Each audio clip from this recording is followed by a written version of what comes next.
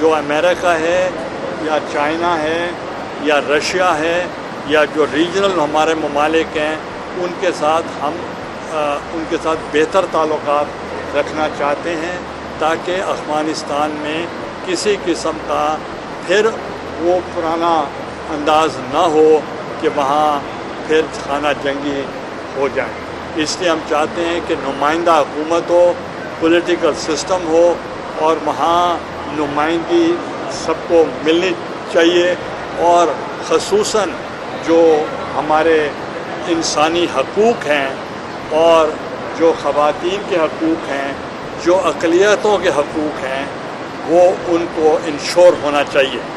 مجھے خوشی ہوئی کہ یوم عاشوراء کے موقع پر انہوں نے طالبان نے اچھا ایک مظاہرہ کیا جس پہ کسی قسم کا بھی کوئی ہنگامہ نہیں دیکھنے میں آیا یوم عاشوراء پہ۔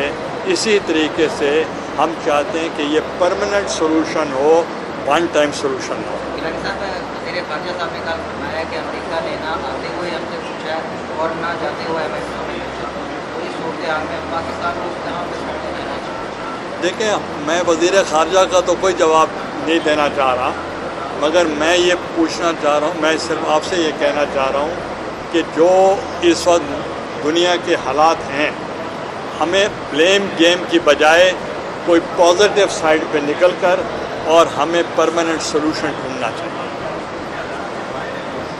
عوامی حلقوں میں یہ قیاس ہونے جا رہی ہے کہ جہاز جو ہے آنے والے دنوں میں اس پارٹی میں شامل ہونے کے آپ سے کون؟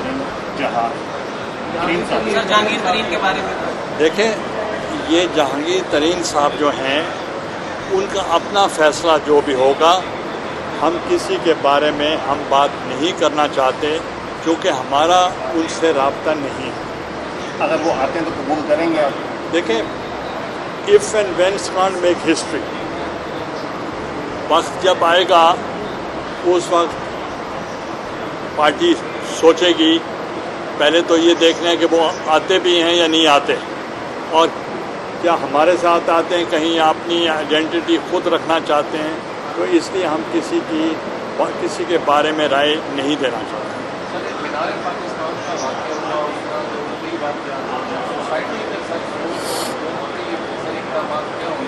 دیکھیں، میں یہ دیکھیں سیکیورٹی میں جو چائنیز کے ساتھ ابھی ہوا اس کو بھی ہم کنڈیم کرتے ہیں، اور جو کل واقعہ پنجکور کا ہوا اس کو بھی ہم مذمت کرتے ہیں۔ اس قسم کے واقعات نہیں ہونے چاہیے، اور جو دہشت گرد ہیں ان کو بھی اس قسم کا یہ نہیں سمجھنا چاہیے کہ ہمارے جو ادارے ہیں وہ کہیں کمزور ہوں، وہ کوئی کمزور نہیں ہے، اور دہشت گردی کا ہم مقابلہ کر سکتے ہیں اور کر رہے ہیں اور کرتے رہیں گے۔ تو انشاءاللہ اس پہ ہمیں کسی قسم کا ہمیں فکر نہیں ہے، we are in safe hands. اور باقی آپ نے کون سا سوال کیا؟ مینار پاکستان کا جو واقعہ تھا اس کو میں نے پہلے بھی کنڈیم کیا ہے، اس کے ساتھ ساتھ کئی اور بھی اس قسم کی سوسائٹی میں باتیں ہو رہی ہیں۔ یہ میں سمجھتا ہوں کہ جس ادارے میں آیا بیٹھا ہوں یہی درس دے سکتے ہیں، تعلیم دے سکتے ہیں کہ کیونکہ ہمارے معاشرے میں عدم برداشت نہیں ہے، ٹالرنس نہیں ہے، ایکسٹریمزم زیادہ ہے، اور لوگ ٹیررزم کی طرف ان کا متوجہ ہیں۔ تو اس لیے میں چاہتا ہوں کہ افغانستان میں بھی جو ٹیررسٹ جو تنظیمیں ہیں ان کو صرف یہ نہیں کہ ان کو رہا کر دیا جائے، بلکہ ان پر پابندی ہونی چاہیے کہ وہ پاکستان کی سوائل استعمال نہ کر سکیں۔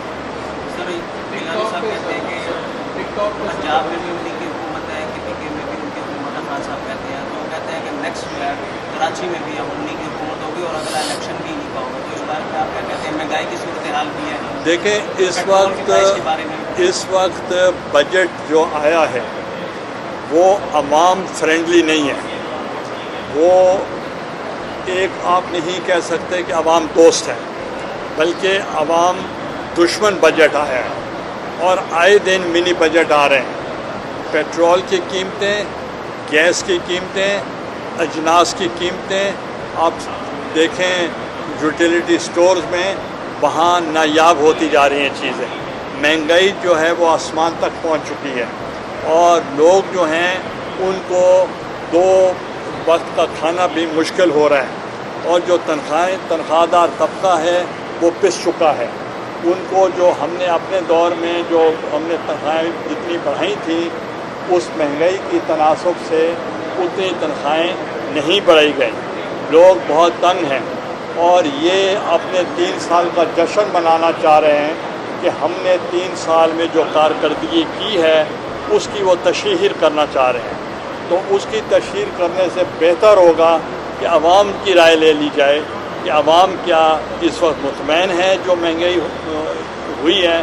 तो मैं समझता हूँ कि आवाम बहुत तंग है और उनको गलत फहमी है कि वो कराची और सिंध में भी हुकूमत बनाएंगे, उनको अपनी हुकूमतें बचाना भी मुश्किल है। गिलानी साहब, इलेक्ट्रॉनिक वोटिंग मशीन की तजवीज़ को इलेक्शन कमीशन ने मंजूर कर लिया, क्या अपोजिशन को भी कबूल होगा फैसला? इलेक्शन कमीशन ने मंजूर नहीं किया। उन्होंने ये कहा है कि कंसेंसस के साथ फैसला होगा और तमाम पॉलिटिकल पार्टीज़ को ऑन बोर्ड करने के बाद फैसला होगा। मैंने अभी हमारी पार्टी जो है उनको बहुत तहफ़्फ़ुज़ात हैं और पीडीएम ने भी इसको रिजेक्ट कर दिया है। तो इसलिए अब वन पार्टी तो बैठ के नहीं फैसला कर सकती जब तक तमाम पॉलिटिकल फोर्सेस इकट्ठे ना हो।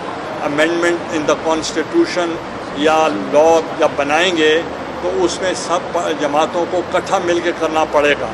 तो इसलिए अभी बहुत तहफ़्फ़ुज़ात हैं।